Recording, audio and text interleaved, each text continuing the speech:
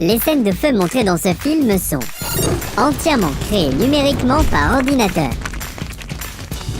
Nous n'avons en aucun cas mis le feu au Playmobil. C'est bien ça? Tout à fait, nous n'avons pas mis le feu. En aucun cas.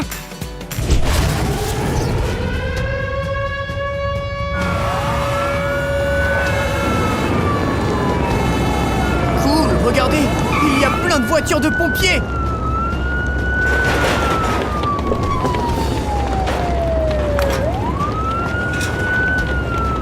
Mais la maison est en flammes!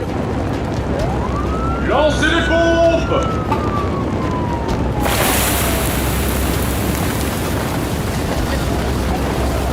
Oui, mais heureusement, tout ça n'est qu'un exercice. Mais dis-moi, Robert, pourquoi certains pompiers ont une bouteille de plongée sur le dos? Tu as raison, Lisa. C'est vraiment une bouteille d'oxygène, comme pour la plongée. La fumée et les émanations sont très dangereuses. Le casque et le masque respiratoire protègent le pompier contre cela. Il reçoit de l'air sain à respirer par la bouteille d'air comprimé.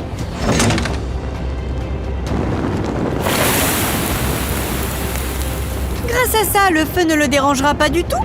Si, car même si la combinaison est faite à partir d'un matériau à peine inflammable, le feu est très dangereux. Le pompier doit toujours s'assurer qu'il n'entre pas en contact avec lui, ou que cela devient pas trop chaud pour lui. Regardez, qu'est-ce que c'est? C'est un robot de lutte contre l'incendie. Si c'est trop dangereux pour les pompiers, par exemple parce qu'il y a un incendie dans un tunnel, ou si on craint que le bâtiment soit sur le point de s'effondrer, alors on utilise un robot de lutte contre l'incendie. Il peut être piloté à une distance sûre et éteindre le feu. Oh là là, le pauvre! Oui, je ne voudrais pas être à sa place. Qu'est-ce que c'était? Je viens de recevoir un email de Bennett en Allemagne. Il a une question sur les pompiers.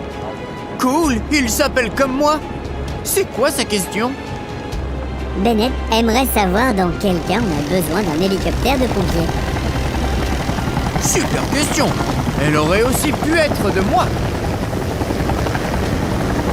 Un hélicoptère de lutte contre l'incendie est toujours utilisé lorsque le feu est très difficile à atteindre. Par exemple, lors d'un incendie de forêt. Comme on a une meilleure vue d'ensemble depuis les airs, le pilote peut donner au service de secours au sol des informations précises sur l'endroit où se trouve l'incendie. De plus, il peut aussi éteindre le feu depuis les airs de manière ciblée. Wow! C'est là qu'intervient ce camion de pompiers. Avec ses gros pneus et ses 4 roues motrices, il peut également conduire sur des terrains difficiles et éteindre l'incendie. Tout est éteint!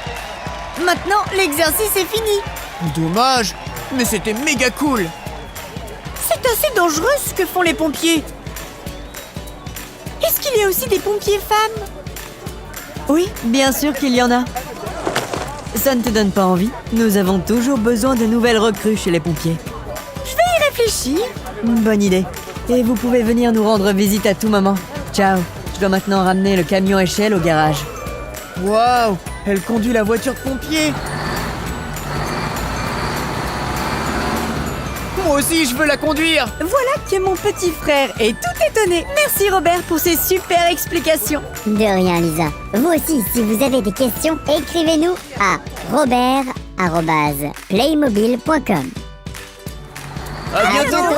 Ciao. Ciao.